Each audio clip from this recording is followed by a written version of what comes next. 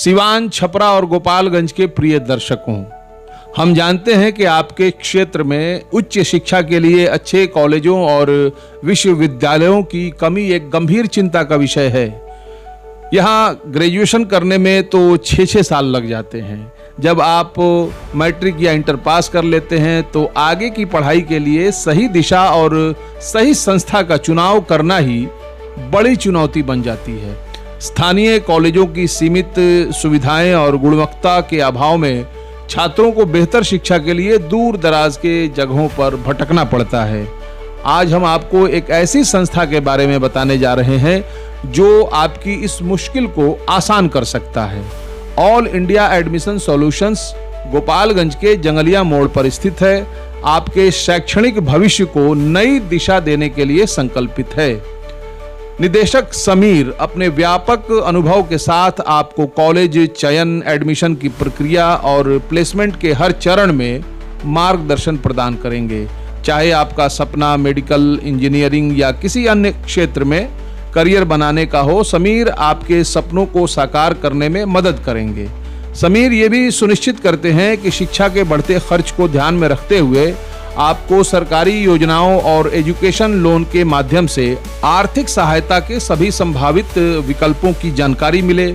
सिवान, छपरा और गोपालगंज के छात्रों के लिए अब सही दिशा और मार्गदर्शन का अभाव बीते समय की बात हो गई। ऑल इंडिया एडमिशन सॉल्यूशंस के साथ आप अपने करियर की नई ऊंचाइयों को छू सकते हैं। यदि आप अपने भविष्य के लिए सही निर्णय लेना चाहते हैं तो समीर और उनकी टीम आपके लिए आदर्श मार्गदर्शक साबित हो सकती है। स्क्रीन पर नंबर है, कम से कम एक बार फोन करके आप जानकारी ले सकते हैं।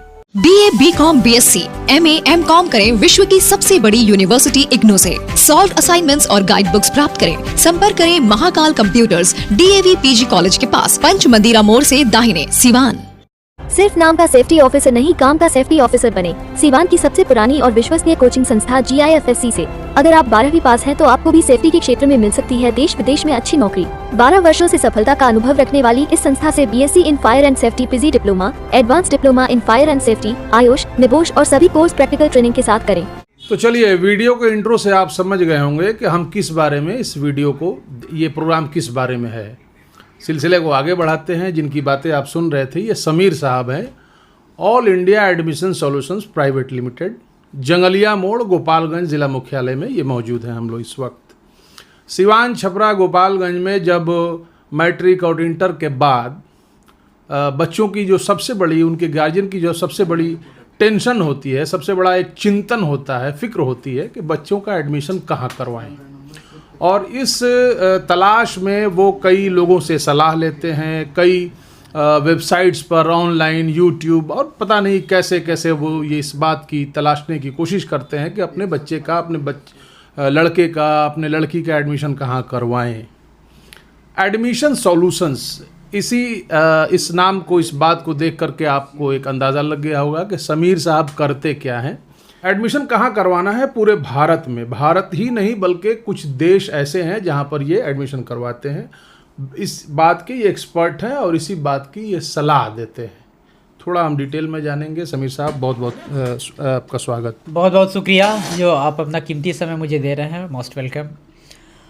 एक्चुअली देखिए, मेरे साथ भी ऐसी घटना घट चुकी थी कि इंटर करने के बाद मुझे भी सलाह देने वाला कोई नहीं था कि मैं आगे क्या पढूं, है ना। इसको मद्देनज़र रखते हुए मेरा एक एम्बिशन था, गोल था, लक्ष्य था कि मैं जो स्टूडेंट है, क्योंकि हमारे देश के भविष्य स्टूडेंट ही हैं और स्टूडेंट के ही ऊपर निर्भर करता है कि हमारा देश का, राज्य का भविष्य कैसा होगा।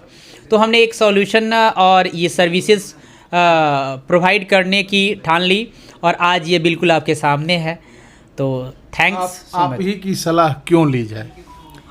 बात ऐसी है कि देखिए, सब लोगों में और मेरे में क्या अंतर है और मेरी सलाह क्यों ली जाए, तो सबसे बड़ी जो चीज़ है कि हमारा 2014 से हम इस काम को कर रहे हैं और मेरे को इसमें जानकारी, अच्छी खासी जानकारी हो चुकी है, मेरा अनुभव हो चुका है। और ऑल ओवर इंडिया में लगभग 600 कॉलेज, यूनिवर्सिटीज़, कॉलेज है जिसको मैंने विजिट किया है, वहाँ की पढ़ाई, क्वालिटी ऑफ एजुकेशन मैंने देखा है, वहाँ की फैकल्टी, वहाँ के जो मैनेजमेंट कैसी है, वहाँ का प्लेसमेंट कैसा है, मान लीजिए कि कंपनी कौन कौन सी आती है और कौन कौन सी नहीं आती है, क्योंकि गूगल पे तो जो डाल देंगे वही देखता है लोग। तो हम प्रैक्टिकल, एज ए प्रैक्टिकल और मैनिफेस्टो के साथ अभी आज की डेट में सामने सामने जो चीज़ें हम गार्जियन को बताते हैं वो 100% हमारी तरफ से रियल है। आपके पास कोई गार्जियन आया या कोई बच्चा आया जो जिसने +2 कर लिया, मैट्रिक कर लिया, वो किसी प्रोफेशनल कोर्स में या फिर एक जो मेन स्ट्रीम के जो अभी हाल मौजूदा दौर में जो पढ़ाई है उस बारे में वो कुछ जानना चाहता है, तो आप उसको किस तरीके से जो है उसकी काउंसलिंग करते हैं? देखिए, काउंसलिंग का मतलब होता है कि काउंसलिंग का प्रोसेस क्या होता है कि सबसे पहले सामने बैठने वाले जो पेरेंट्स है, गार्डियन है या बच्चों की काउंसलिंग की जाती है तो कुछ जानकारियाँ उनसे ली जाती है, जैसे कि बच्चा क्या पढ़ा है, कौन सा स्ट्रीम है, आर्ट साइंस कॉमर्स है, बच्चे के पापा क्या करते हैं, उनकी क्या बजट है। अब मान लीजिए कि हम बहुत बड़ी चीज़ बता दिए, कोर्स बता दिए, उसका लागत 10 लाख रुपया है। अब बच्चा के बहुत मुश्किल से पेरेंट्स जो है वो अपना खाना पीना यानी रोटी कपड़ा मकान जुटा ले रहा है, तो फिर कैसे पढ़ाएगा ना। अब बच्चा यहाँ मैट्रिक इंटर पास कर ले रहा है, तुरंत यूपीएससी के बारे में सोच रहा है। यूपीएससी ही एक ऐसी चीज़ नहीं है ना, और यूपीएससी सबसे नहीं ना होता है। आप प्रत्येक साल निकालिए कितने यूपीएससी क्लियरेंस, लाखों की संख्या में बच्चे एग्ज़ाम देते हैं और उनका समय बर्बाद होता है। और एक ही जगह क्राउड क्यों होगा? बहुत, जब मैनेजमेंट फील्ड में भी है, आपका मेडिकल में है, इंजीनियरिंग में, फील्ड तो बहुत सारे फील्ड है ना, एजुकेशन में ही बहुत सारे फील्ड हैं। अब बच्चा को हम ऐसे कोई चीज़ बता दे जो हो ही ना, तो ये तो गलत मार्गदर्शन हो गया। तो इस चीज़ को हम लोग सारा चीज़ पेरेंट्स से जानकारी लेके तब उनको अच्छा बताते कि इतने बजट में इतना पैसा में बेस्ट आप अपने नॉलेज के हिसाब से आप बेस्ट कॉलेज बताते हैं, बेस्ट कॉलेज भी, करियर बताते हैं, कोर्सेज भी बताते हैं। मेन चीज़ है कि पहले हम कोर्स बताएंगे तब उसके अकॉर्डिंग कॉलेज बताएंगे। कहाँ आपके जरिए एडमिशन हो सकता है? ऑल ओवर इंडिया में आपका साउथ है, नॉर्थ इंडिया, सब जगह, हर जगह। अब 600 कॉलेज यूनिवर्सिटी। हमें बताया गया कि आपके यहाँ कुछ विदेशों में भी MBBS अगर है या फिर बिजनेस स्टडीज़ करना है तो जर्मनी में है, और जर्मनी में भी हमारे यहाँ से एडमिशन होता है, रसिया में होता है, बांग्लादेश, नेपाल, इजिप्ट, इधर चारों तरफ MBBS के मामले में, मतलब मेडिकल की पढ़ाई के लिए बिजनेस स्टडीज़ में भी BBM करना है, BBA करना है ना, फैशन डिज़ाइनिंग करना है। अब बजट के अकॉर्डिंग हम लोग प्रोवाइड कर देते हैं। अच्छा, ये सारी चीज़ें। मैं मास कम्युनिकेशन फील्ड से हूँ, अगर मैं आपसे जानना चाहूँ कि मास कम्युनिकेशन के लिए मुझे एक अच्छा कॉलेज बताइए, जो है वो बच्चा अभी उसने +2 किया है, तो आप उसको क्या राय देंगे? अगर बच्चा कोई +2 किया है, उसका मार्क्स अच्छे हैं, तो BJMC के लिए मैं तो सबसे पहले बोलूँगा कि वो यूनिवर्सिटी का इंट्रेंस एग्ज़ाम दे। और यूनिवर्सिटी के इंट्रांस, कौन सी यूनिवर्सिटी का? किसी, जैसे बहुत सारे यूनिवर्सिटी हैं, जैसे कि अगर नॉर्थ इंडिया में जाना चाहता है तो राजस्थान में आपका जो है विवेकानंद ग्लोबल यूनिवर्सिटी है ना, या फिर आपका यहाँ यूपी में मंगलायतन यूनिवर्सिटी है, या चितकारा यूनिवर्सिटी है, पारुल यूनिवर्सिटी है ना।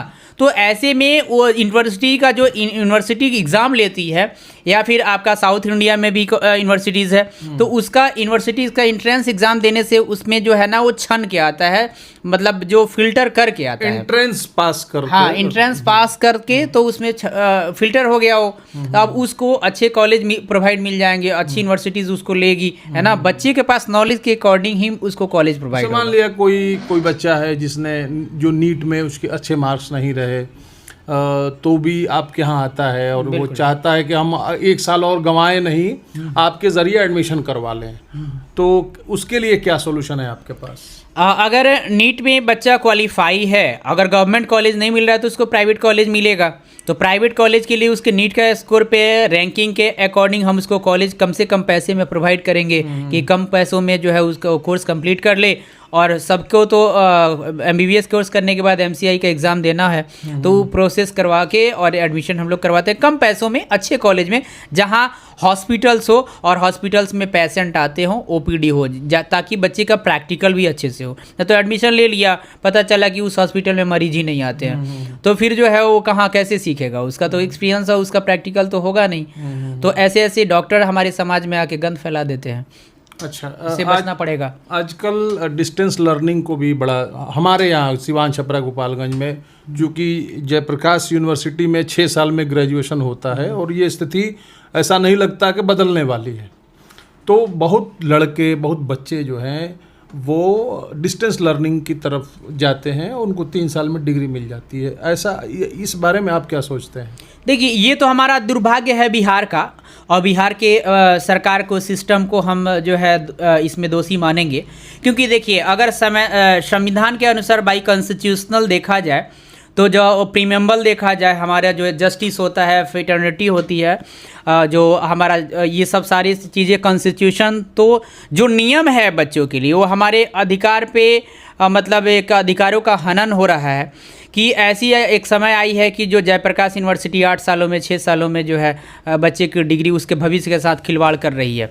तो इस पर लोगों को आवाज़ उठानी चाहिए, और ये गलत है, बिल्कुल गलत है, ऐसा होना नहीं चाहिए। दूसरी चीज़ है कि देखिए, फर्स्ट प्रायोरिटी है रेगुलर एजुकेशन। मान लीजिए बच्चा है, वो कच्चा है, अगर वो रेगुलर एजुकेशन करेगा तब ना, रेगुलर अगर पढ़ाई करेगा तब ना नॉलेज होगा। अब वो डिस्टेंस लर्निंग और डायरेक्टेड और आपका नॉन अटेंडिंग करने से उसके पास नॉलेज नहीं आएगा। वो डिग्री लेने वाली बात हो गई कि सिर्फ उसके पास डिग्री छप के आ गया, उसके पास नॉलेज नहीं है, वो कैपेबल नहीं है कोई। डिस्टेंस लर्निंग के ऐसे भी कॉलेजेस हैं जो नैक सर्टिफाइड हैं और नैक ने उनको A+ उनकी रेटिंग की है, तो उनको कैसे ऐसे अंडर एस्टिमेट कर सकते हैं? देखिए, नैक A ग्रेड जो होता है वो रेगुलर एजुकेशन में होता है, रेगुलर में ही होता है।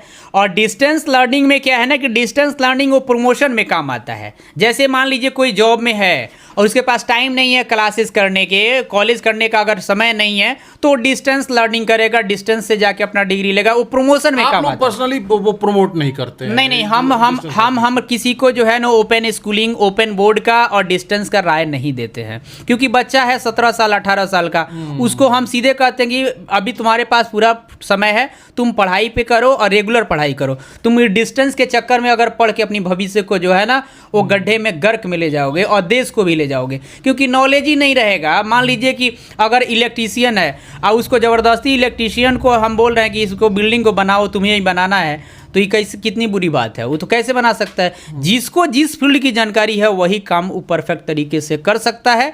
और मैं डिस्टेंस या इसके आपका नॉन अटेंडिंग के बिल्कुल खिलाफ हूँ। ये गलत बात है, ऐसा होना भी नहीं चाहिए। इससे देश और हमारा बिहार राज्य कभी नहीं बढ़ सकता है, गर्क में ही जाएगा। चलिए, रेगुलर कोर्सेज होते हैं, रेगुलर डिग्री वाले कोर्सेज होते हैं। ग्रेजुएशन हो गया, उसके बाद MA हो गया, उसके बाद के आगे हायर एजुकेशन होती है। कुछ डिप्लोमा कोर्सेज भी होते हैं जिनको पढ़ करके बच्चे जो है वो जल्द ही प्रोफेशनल लाइफ में जा सकते हैं। तो डिप्लोमा के लिए भी आप सजेशन देते हैं बच्चों को? बिल्कुल। ठीक है, डिप्लोमा है कि बेसिकली मैट्रिक के बाद अगर बच्चे को तुरंत पैसा कमाना है तो डिप्लोमा करेगा। डिप्लोमा मतलब समझिए कि +2 लेवल का टेक्निकल नॉलेज हो गया। जैसे अगर कोई बच्चा diploma mechanical, civil, electrical, robotic कुछ भी अगर डिप्लोमा में करता है तो वो एक जूनियर इंजीनियर बनेगा, JEE बनेगा, जो कनीय अभियंता होता है। तो शॉर्ट टर्म में पैसा कमाने का एक तरीका होता है जो कि टाइम को वेस्ट ना करे। लेकिन आप सोचिए कि अमिताभ बच्चन ने अगर उन्होंने डॉक्टर की उपाधि ले ली है डिस्टेंस से PhD करके, है ना, तो अब उनके साथ आप कोई अगर रेगुलर से PhD कर रहा है, दोनों को एक जगह बैठाया जाए तो कौन अच्छे होंगे? किनके पास क्वालिटी एजुकेशन? जाहिर है जिसने उसको डीप, जिसकी स्टडी रही है। जी बिल्कुल। ऐसे बहुत सारे गार्जियन होते हैं जो, खासकर मैं बार बार इस बात को अंडरलाइन कर रहा हूँ, हमारे सिवान छपरा गोपालगंज में जो ये हमारा पूरा प्रमंडल है, बिल्कुल यहाँ पर चूंकि ऑप्शन नहीं है गार्जियन के पास, बच्चों के पास। आप ऐसे गार्जियंस को क्या कहेंगे जो जिनके गार्जियन, जिन लड़कियों के माता पिता, लड़कों के माता पिता +2 के बाद ये टेंशन में है कि कहाँ पर जो है एडमिशन करवाया जाए, और इस बात की भी डर होती है कि कहीं एडमिशन के करवाने या कॉलेज ढूंढने में वो कहीं ठगे ना जाए। ऐसे गार्जियंस से क्या कहेंगे?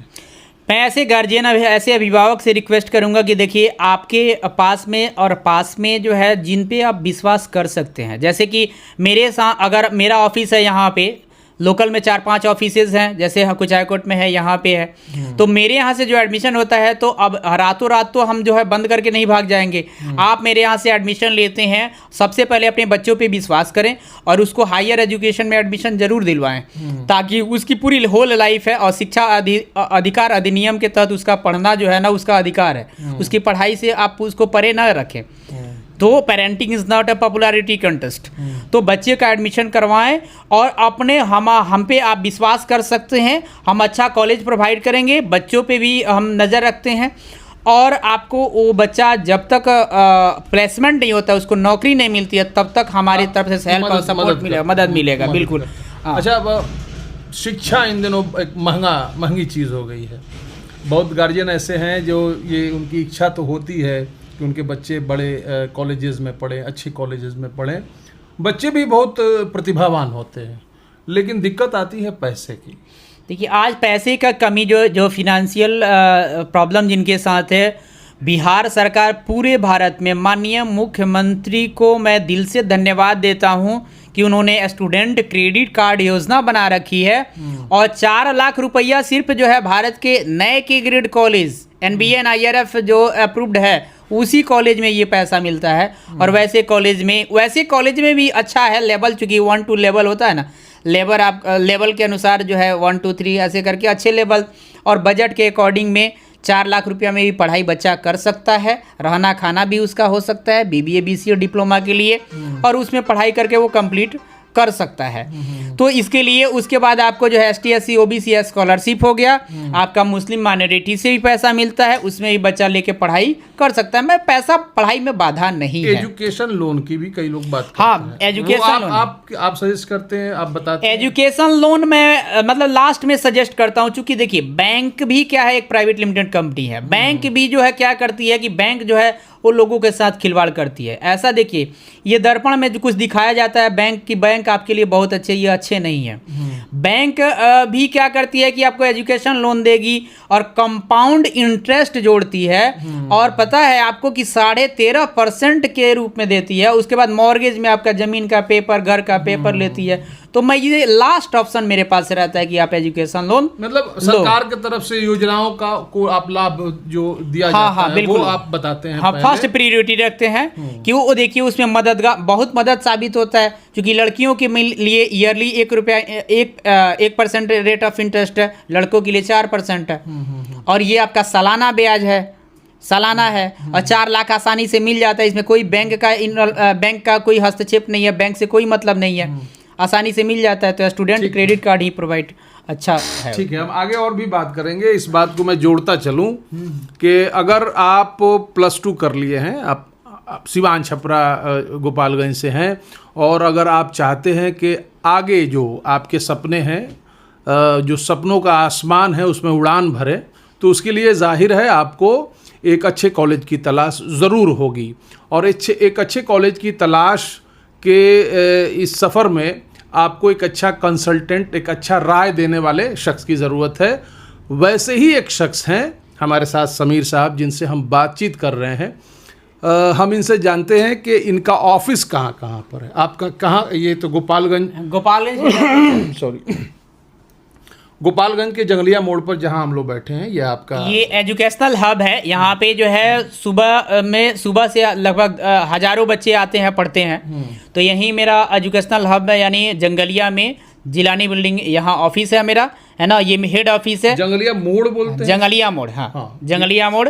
और आपका जो है मेरा कुछ हाईकोर्ट में भी ऑफिस है, कुछ दिनों में जो है बरौली में भी हो जाएगा, सिवान में भी है। सिवान में हाँ, सिवान में कहाँ पे है? सिवान में जो है वो आपका ये महादेवा रोड में हाँ, फंक्शन कर रहा है। हाँ। अभी मतलब थोड़ा सा ये है, लेकिन स्टार्ट हो जाएगा वो अभी, मतलब वो स्टार्ट है। हाँ।